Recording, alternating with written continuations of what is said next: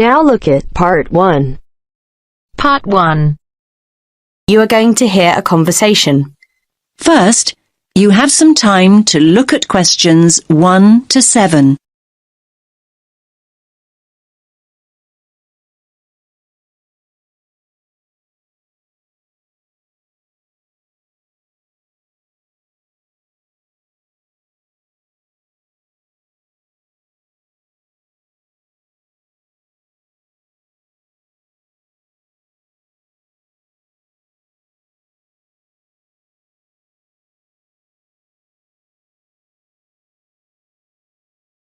Listen carefully to the first part of the conversation and answer questions 1 to 7. Rita speaking. What should I do for you? Oh, hi. I'd like to order some stationery. Could I know your name? Jackson Paris. Right. Can I just confirm your account number and the name of your company, Jackson? Sure.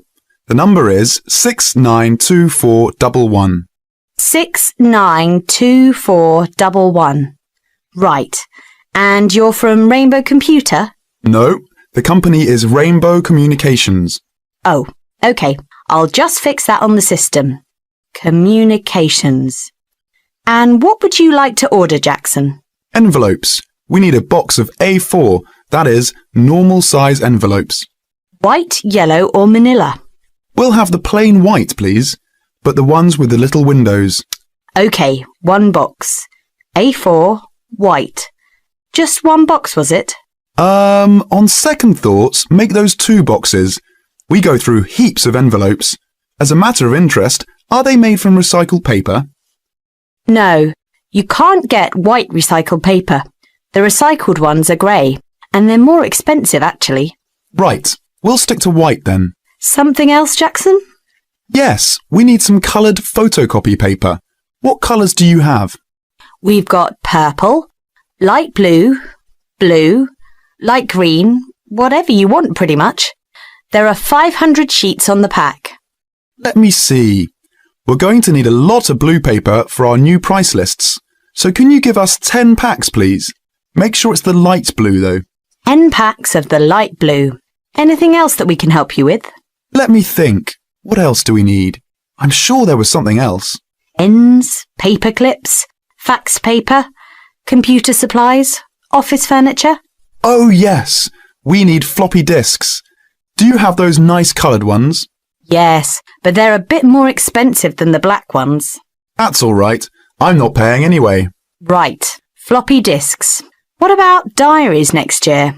We've got them in stock already, and it's a good idea to order early.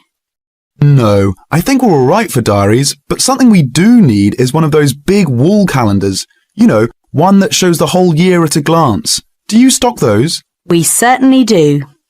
OK, can you include a wall calendar then, with the other stuff? Just make sure it's got the whole year on the one side. Sure. Now you have some time to look at questions 8 to 10.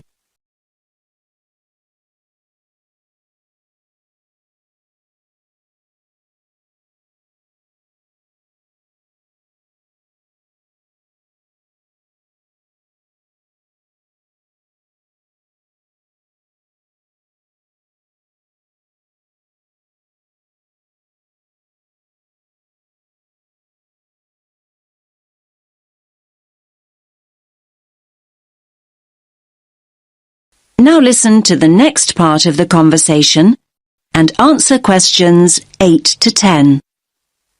And do you have a copy of our new catalogue? No, I don't. But would you send one? Yes, I'll pop one in with the order. You'll find it a lot easier to remember what you need if you have our catalogue in front of you next time. Yes, good idea. And when can you deliver this? Should be with you tomorrow morning. Can you make sure that it's not after 11:30 a.m? Because we have to go out at 12. There's only myself here on Fridays. Fine. I'll make a note in the delivery docket that they should deliver before 11:30. Thanks very much. Thanks. That is the end of Part 1. You now have half a minute to check your answers.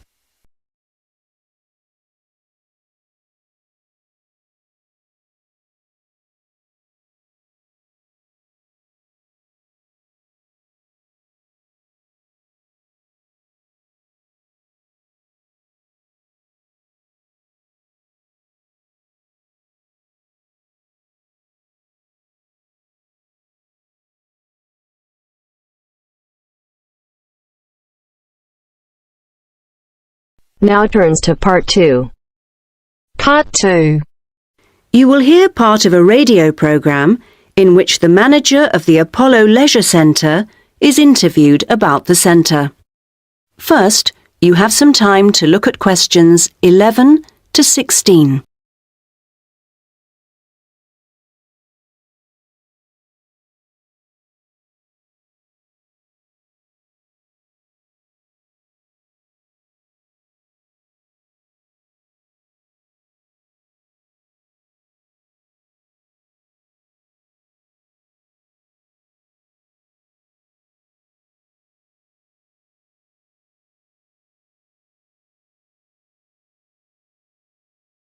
Now listen to the first part of the interview and answer questions 11 to 16.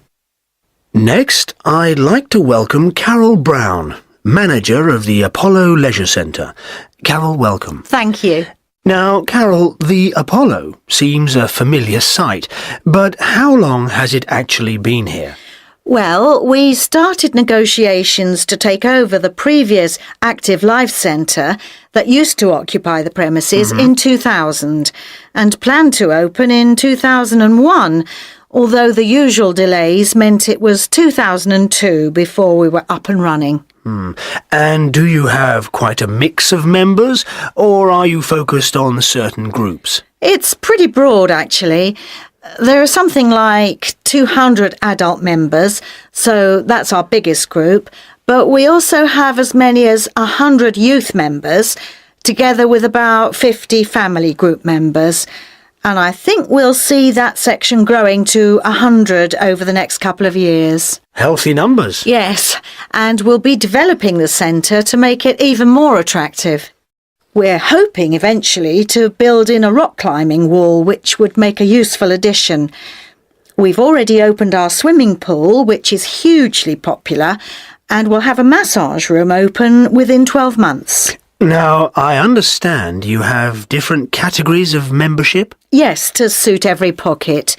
Blue membership includes all facilities for the member and a guest at all times, which is good for people with unpredictable timetables. If you can make it during daytime hours, red membership gives you excellent returns for your fee. As for only half price, you can use all the facilities during the day, and they're actually less crowded then. Green membership is designed for people who are only able to come infrequently, and so, of course, costs less. And there are chances to socialise? Oh, certainly. Our cafe is very popular and is a nice place to wind down and chat after working out or whatever. In fact, while it used to shut at 8, we've extended that to 9 now, with last orders taken at 8:30. It serves a whole range of food and drink. So if someone wants to join, what do they do? Come and see us. We'll give you all the details. The induction process takes about an hour and a quarter, which includes 3/4 of an hour on average with a personal trainer, and something like half an hour being shown round the different facilities. So we'd be well looked after? Definitely. Now you have some time to look at questions 17 to 20.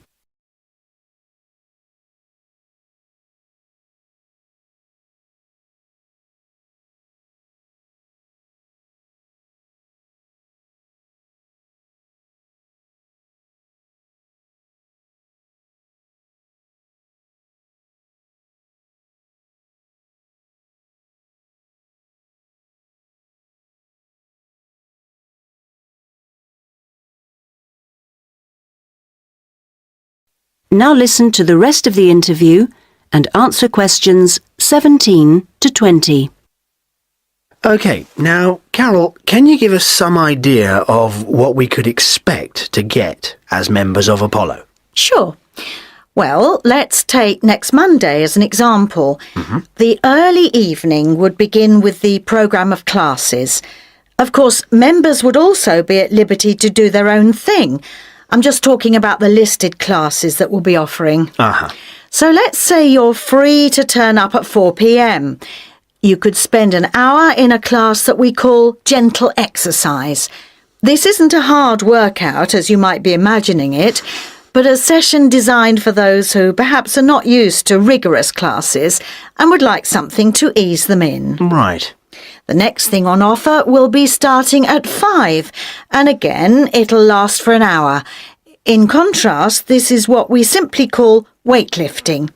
It's certainly not for softies, but this strenuous session is of course carefully monitored, and we wouldn't let anyone do anything silly. Oh, well, that's reassuring. And then, kicking off at 6:15, you'll be welcome at a class aimed at promoting better lifestyles, which we run under the banner of healthy living.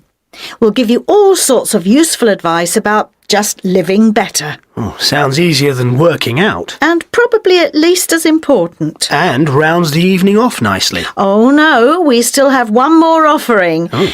These days, so many people are working, frankly, more than they should be, and we try to combat the stress that creates by encouraging those who can to take part in the class we call relaxation.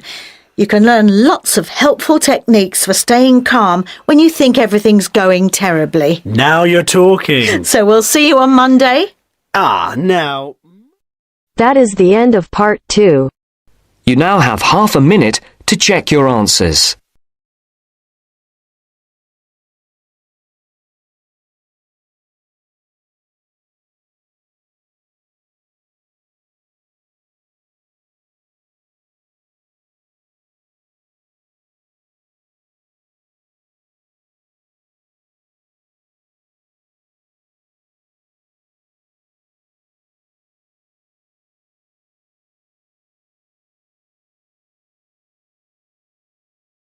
Now turns to part 3.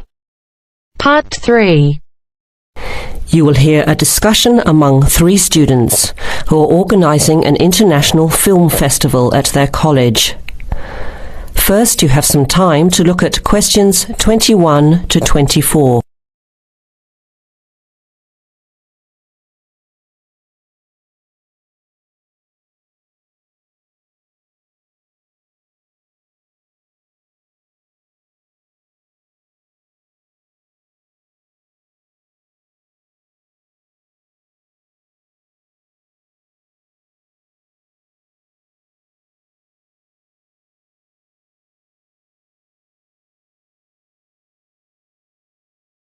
Now listen carefully to the first part of the discussion and answer questions 21 to 24. Thanks for coming to this meeting on such short notice, Anna and Veronica. It looks like we have just become the organising committee for this year's International Film Festival. We've all just met, so perhaps we should start by an introduction with a bit of background from each of us. Okay, I'm Anna. I finished 3 years of a languages degree in Sweden, where I come from. This year I decided to study overseas to get to know a different part of the world. I'm also a big fan of European cinema, especially French and Italian. Those are the languages I majored in along with English. To me, film is a great way to learn about the rest of the world.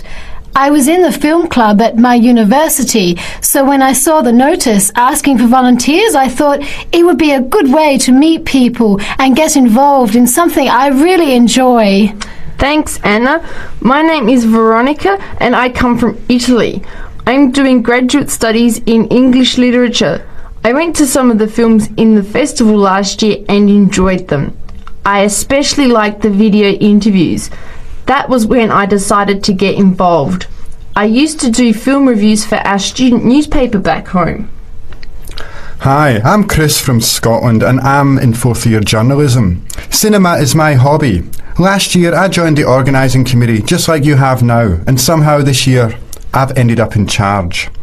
I'm actually able to use my coordinating work on the festival towards a credit for one of my courses.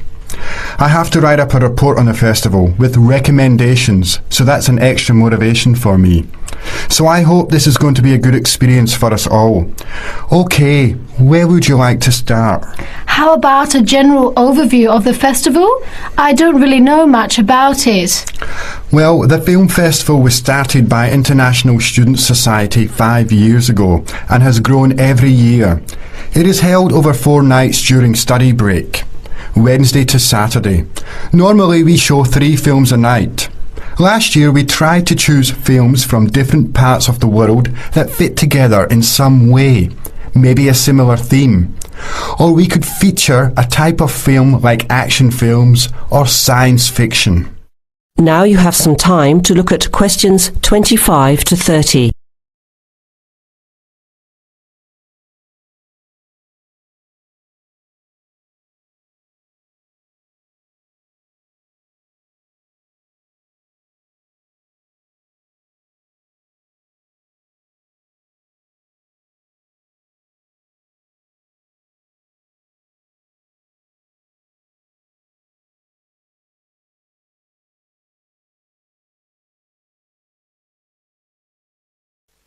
Now listen to the rest of the discussion and answer questions 25 to 30. Who picks the films? It's up to us on the committee to decide. You mean we get to pick all the films ourselves? What a hard decision! There are so many to choose from. Well, that's the fun part. We have this catalogue of independent distributors. The films are listed by language and have a short summary. We just have to go through it to find a good combination of films that will attract an audience. Veronica mentioned something about interviews. How does that fit in? We set up cameras in the foyer of the theatre and did live interviews before, during intermission and after the screening.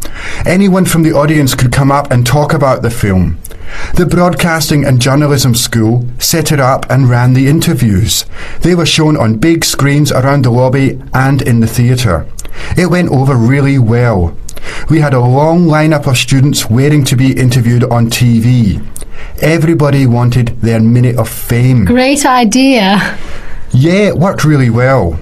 We should certainly do something similar again. Maybe even develop the idea further, like a website with audience reviews and discussion, so we can get as much participation and involvement as possible. Hey, that's a good idea. Can I ask a question?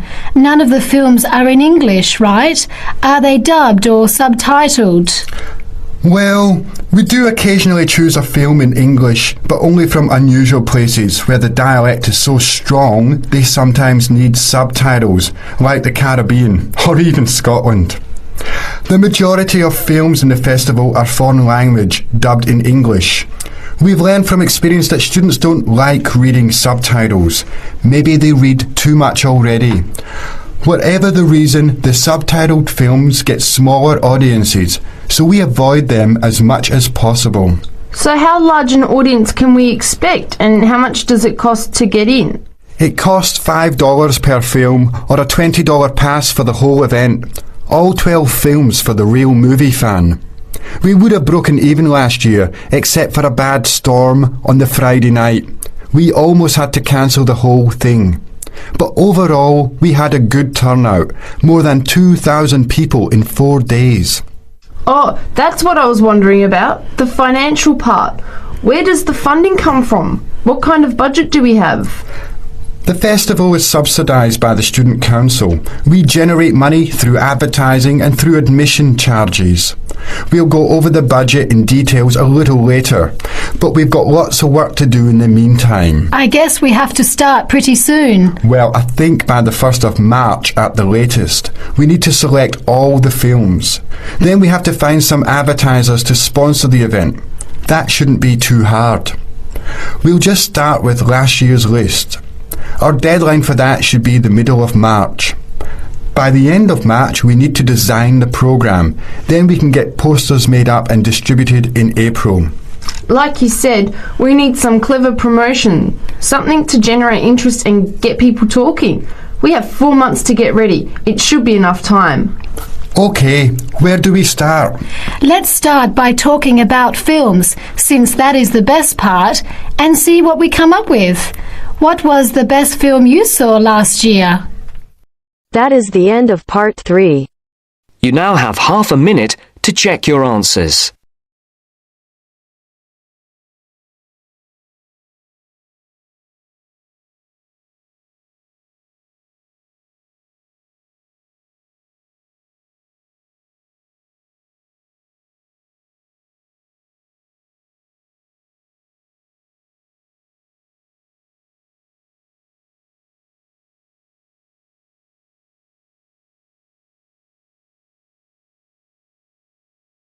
Now turns to Part 4. Part 4. You will hear someone talking about art. Look at questions 31 to 35.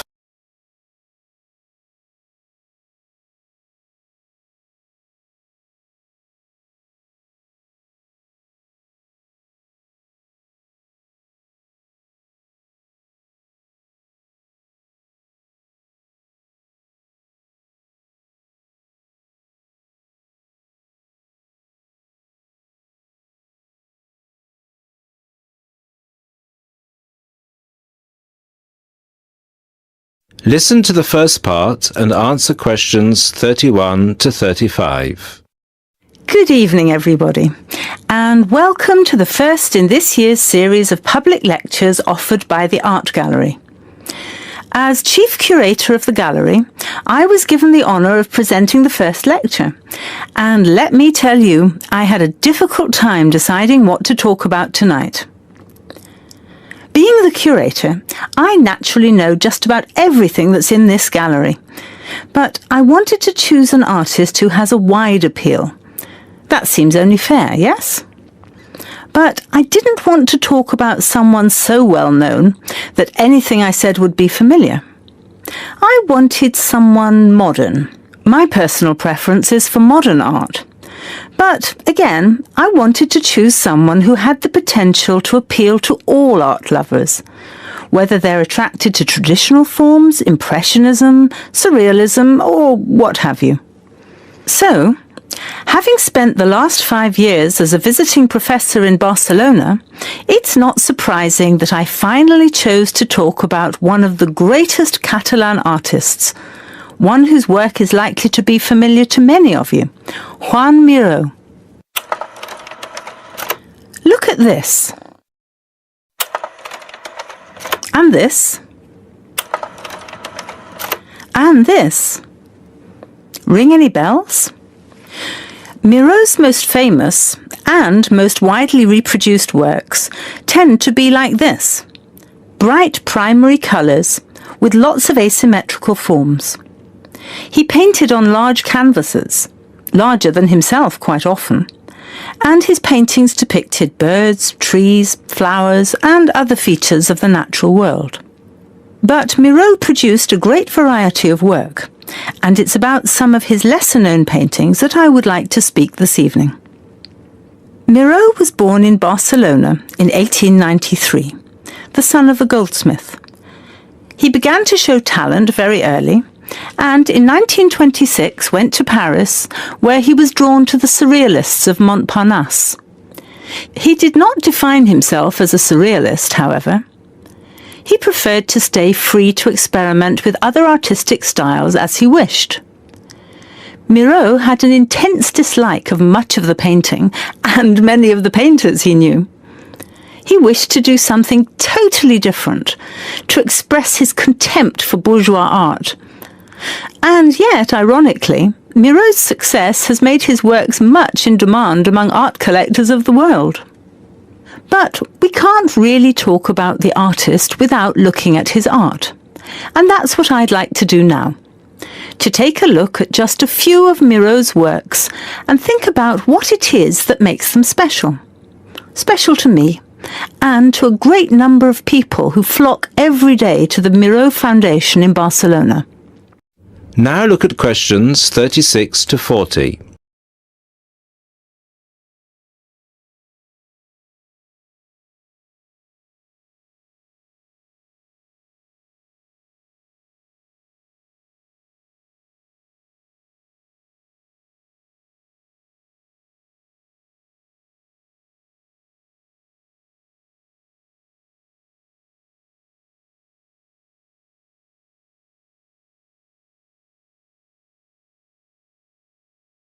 As the lecture continues, answer questions 36 to 40. Let's start with this. One of Miró's best-known and brightest works, Woman and Bird, a sculpture created in 1982. It is on display in a park in Barcelona, often known as the Joan Miró Park. A huge sculpture, towering up into the sky. It reflects Miro's eternal interest in these themes, as well as his more technical interest in materials. This sculpture is covered in mosaic, which gives it a naive and cheerful appearance. It is interesting that this sculpture was completed in 1982, just a year before Miro's death. I think it shows that, towards the end, he was feeling as playful as a young man, and I think he wanted to share this playfulness in a park on such a big, very public scale. And now, another representation of a woman, this time just called Woman.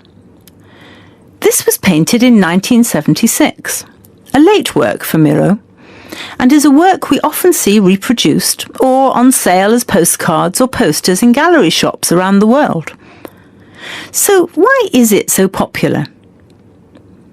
I think the use of colour has something to do with it. People respond to these rounded shapes filled with primary colours, especially on a large canvas like this. Also, the fact that, while it is rather surreal, it is still possible to recognise the form of a woman and to see it as a sympathetic representation. It's a bold, bright painting, and I think that it awakens a reaction in many of us. And finally, something quite different, though still a woman. A harsh, even violent work that was completed in 1939, at a time when Miro was greatly influenced by events of the Civil War in Spain. It's titled Seated Woman 2, but it can be hard to find the woman here, as she's been transformed into a rather horrendous creature. So is that how Miro viewed women? As grotesque?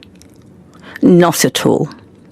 This picture can also be seen as strong, with a huge base and solid shoulders to support those who depend on her. In this painting, her arms and neck seem to grow as vegetation out of her shoulders, representing woman as a fertile ground, perhaps.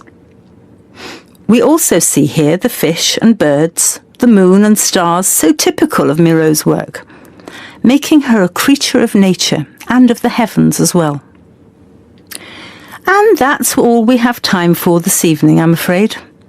I hope that you've enjoyed this brief look at Miro's work and that you will enjoy the other lectures that follow this one. Thank you and good night. That is the end of part 4. You now have half a minute to check your answers.